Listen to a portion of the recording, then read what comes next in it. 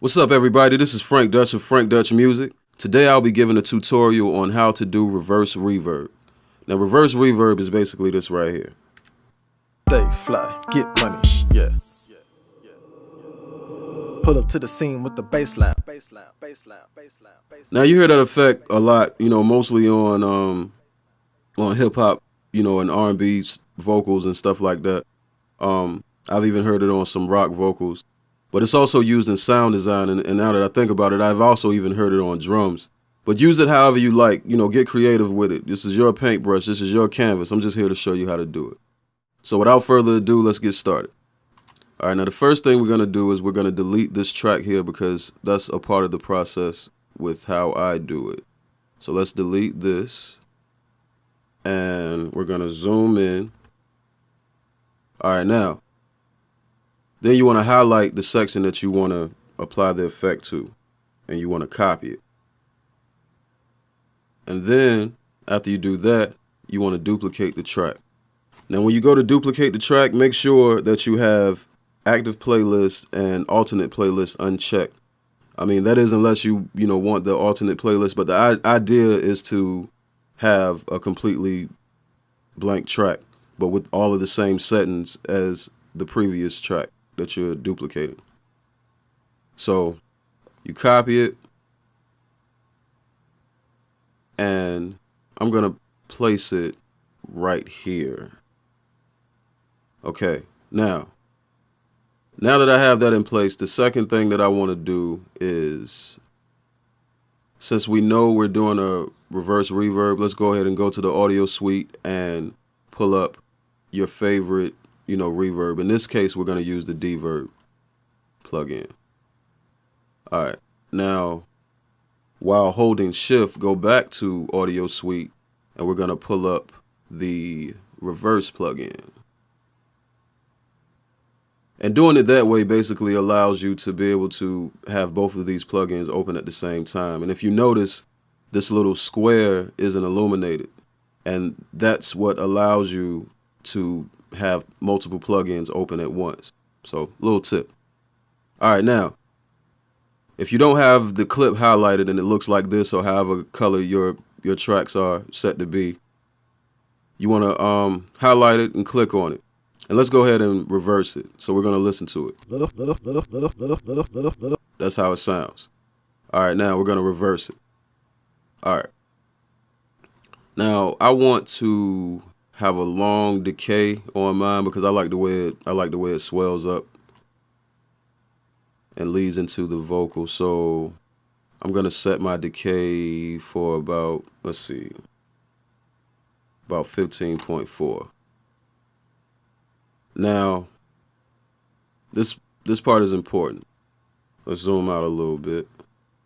I want to highlight all of this section here because I'm gonna have a long decay. I want to highlight all of that section, and I want to render it. And basically what that does, it prints the reverb effect onto the audio track and onto that audio clip. So this is how it sounds. All right. Now,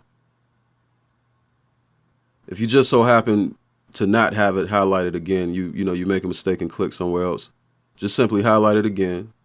And since we already have our reverse plugin open, we're going to hit render.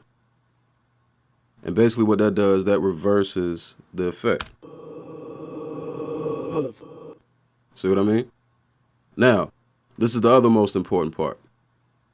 And this is also the reason why I like to put it on a separate track. If you end up putting it on the same track, you stand a chance of cutting off, misplacing it. Even if you're in slip mode, you stand a chance of misplacing it, and you'll have to fight with it to get it to sound exactly how you want it to be. I like to blend them together in my technique. So what I'll do is I'll place it, just kind of line it up. You can even zoom in and try to get a better look. And just get it placed and tucked in where you want it to be. And let's take a listen. Money, yeah. Pull up to the All right. Now, I'm not quite satisfied with how it comes in. It comes in kind of sharp. money, yeah. You see what I mean? Money, yeah. So what I do to solve that problem, let's zoom out. What I do to solve that problem, I just apply a fade. Get money, yeah. Pull up to the scene with the bass. And that's basically it. That's basically how you do it. Reverse reverb, man. And you're more than welcome to manipulate it in any way you want to. This is just a basic overview on how to do it. But you can even make it stutter. You can, if you're in grid mode, you can chop up little sections. If you set it, to your desired thing, you can chop up little sections and, make your own cool little stutter effect, maybe. Well, the first thing you want to do before you do that is you want to consolidate it, because that'll write the fade to the actual clip. Money, yeah. So Pull up at this point, I can do little things like, maybe chop it up a little bit. You know what I'm saying? Just make it fun. Get money, yeah. You know what I'm saying? Stuff like that. Pull up to But the yeah, scene. get creative. Do whatever you like. Like I said before, it's your paintbrush and your canvas. I just want to show you how to do it. While you're at it, follow me on Instagram at Frank Dutch Music. You can also check me out on my website, www.frankdutchmusic.com. Happy mixing. Peace.